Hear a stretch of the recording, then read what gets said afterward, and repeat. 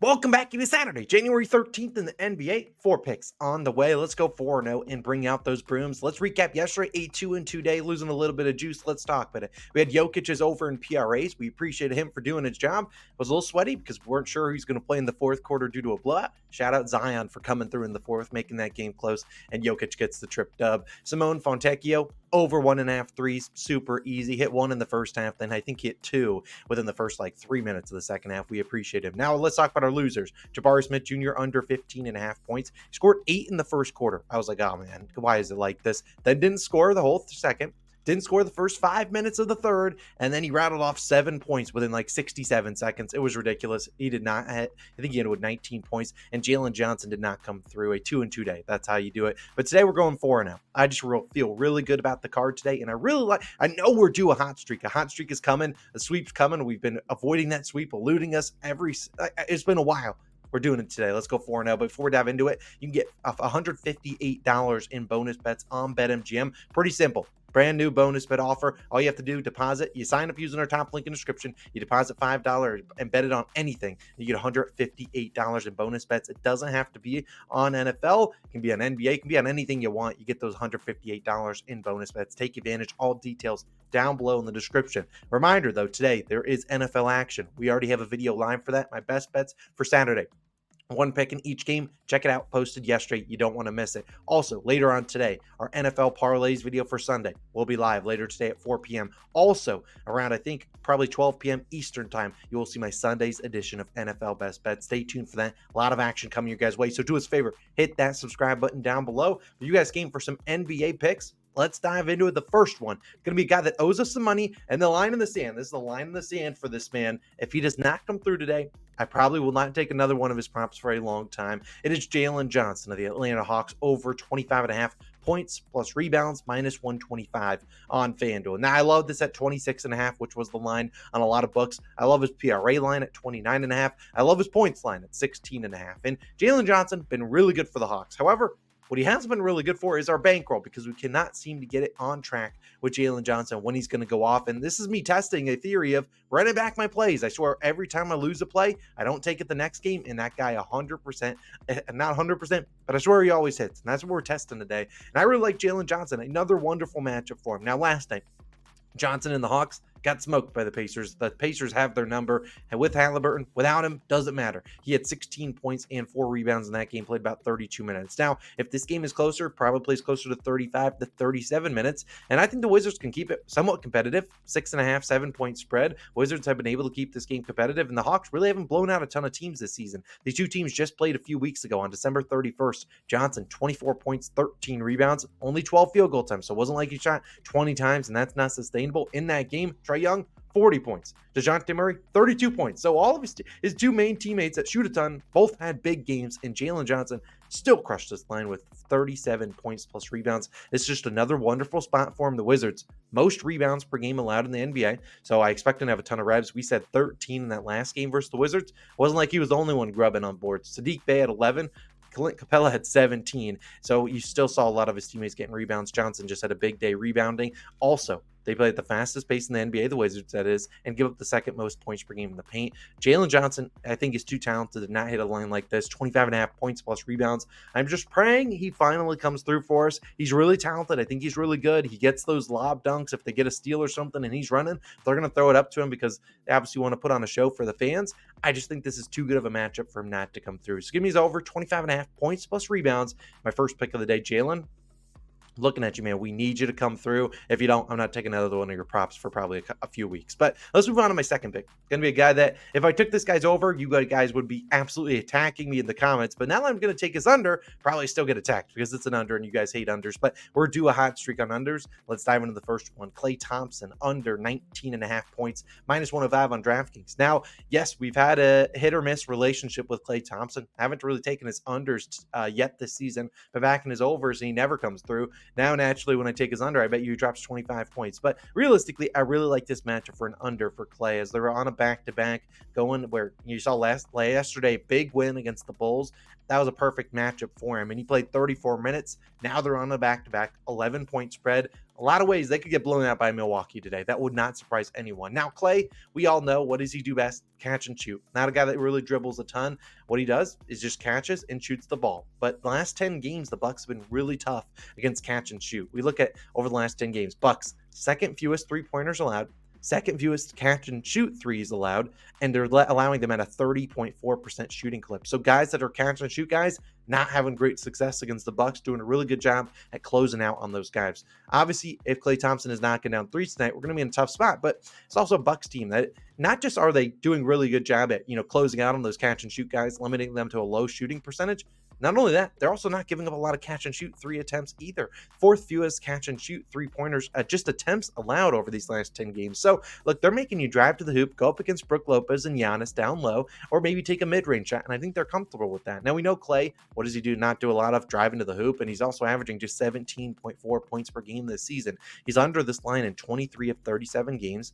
His last two games in Milwaukee, only 11 and 14 points. He's also under this line in 10 of the 14. Well, you look at the 14 games over, he went over 10 of them. He had to have a lot of minutes. He played over 30 minutes in a lot of those games. Now, I don't guarantee that Klay plays 30 plus minutes. I know they're shorthanded on the bench, but still, he's not guaranteed to play 30 or more minutes. So I really think this is a good spot to fade Klay Thompson. If you think about a similar matchup just a few games ago against the Orlando Magic, Klay scored 15 points, shot above 50% from the field. Why do I bring up the Magic? Because they give up the nearly identical numbers to three-pointers and catch and shoot opportunities like the Bucks have been allowing. So, look, Klay's going to shoot the ball. We know it, but I just don't think his legs will be under him in a back-to-back. Obviously, the Warriors could get smoked here. The Bucks obviously just smoked the Celtics. They could smoke this team once again. On a back-to-back, all their starters played a ton of minutes last night because the Warriors really trying hard to get that win against the Bulls. I think this is a good spot to fade Klay Thompson. Give me his under 19.5 points. Now, my third play of the day.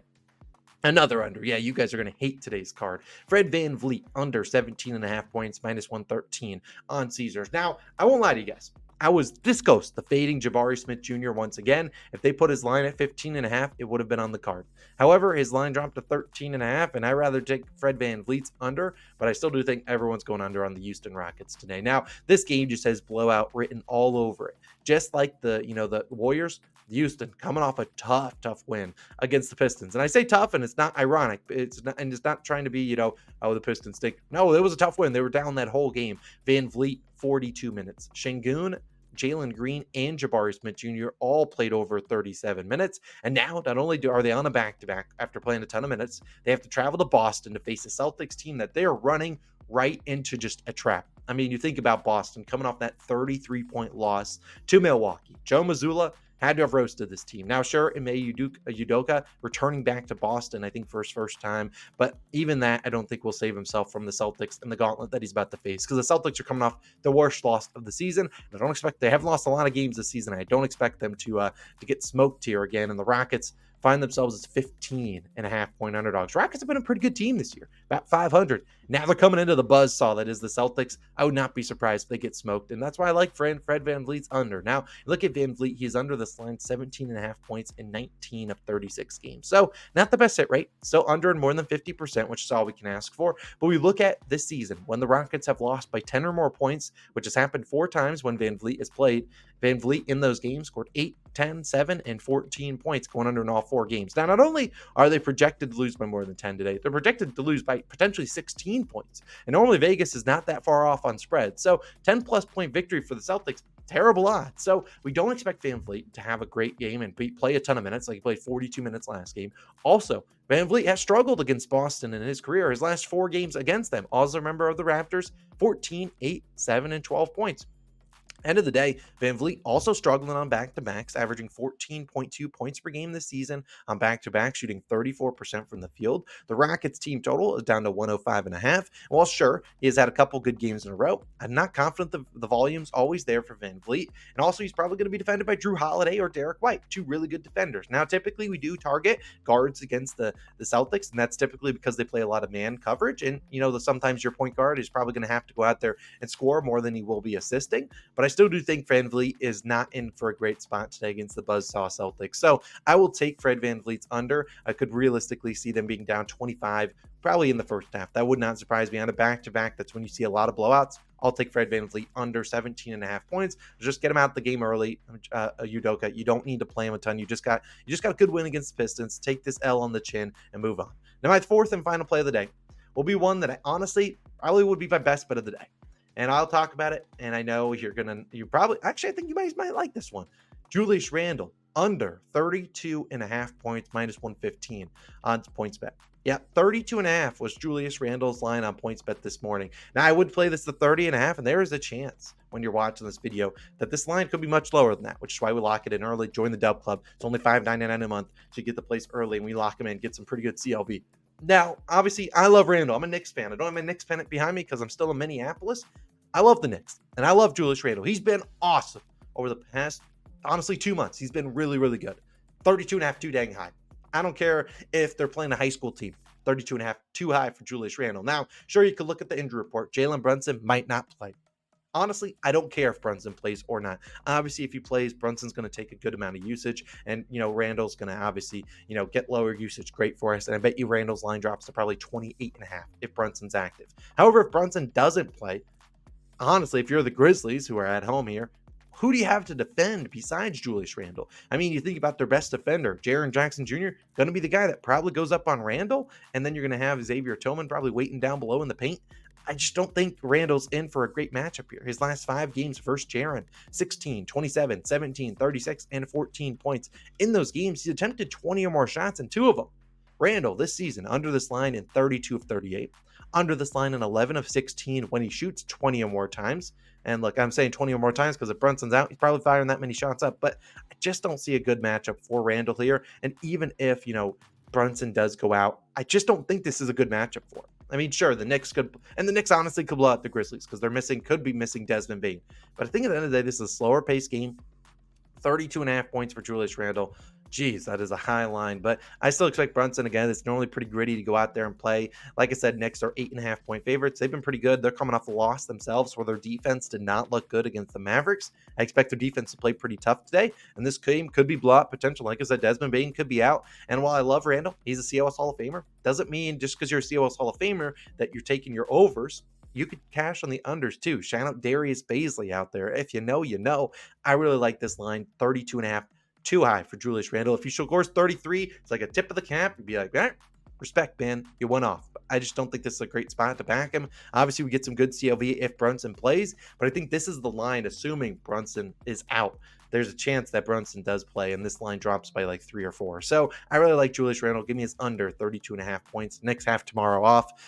They could blow out the Grizzlies. There's a lot of outs here. Julius Randle could just not shoot well from the field. That wouldn't surprise anyone either. 4 plays of the day, 3 of them unders. I almost took Kyrie Irving's under too, but I'll stick to these 3 unders. I think they're in good spots for some blowout potential and not great shooting performances. And then we need Jalen Johnson to step up. But I really like today's card, one of the most confident cards we've had in some time. Only 1 unit plays, but man, you can make a case for a lot of these plays being over 1 unit, maybe 2 unit plays. So I really like today's card. Let's have a wonderful Saturday. A reminder, there will be Saturday's NFL Best Bets video. It's already live. Go click it somewhere on the screen. I'll also have my Sunday edition NFL Best Bets. That'll be live soon. And then obviously Sunday NFL Parlays will be live later on today. You guys have a wonderful day. It's Austin signing out. Let's cash some unders on Saturday. Let's have a wonderful day, and I'll see you guys in the next one. Peace out.